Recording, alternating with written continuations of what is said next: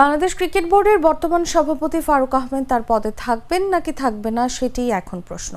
আছে গুঞ্জনও। কয়েকদিন আগেও ব্যাংকে বিসিবির অর্থ রাখা নিয়ে বিতর্কে জড়িয়ে পড়েছিলেন ফারুক।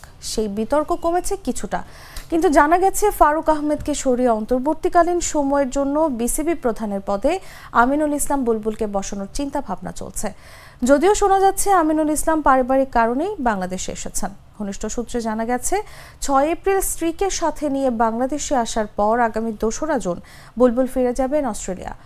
বর্তমানে বুলবুলের স্ত্রী তার পিত্রালয়ে যশোরে অবস্থান করছেন, কিন্তু 2রা জুনের আগে নাটকীয়ভাবে বিসিবি প্রধান হয়ে যেতে পারেন বুলবুল।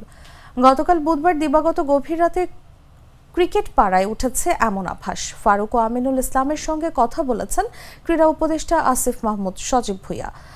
একটি নির্ভরযোগ্য সূত্র জানিয়েছে ক্রীড়া উপদেষ্টা ফারুক আহমেদকে সরিয়ে বুলবুলকে বিসিবি প্রধান বানানোর কথা ভাবছেন এবং বলেছেন।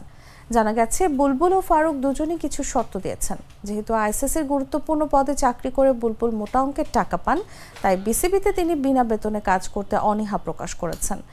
জানা গেছে বুলবুল বিসিবির কাছে 12 লাখ টাকা দাবি করেছেন।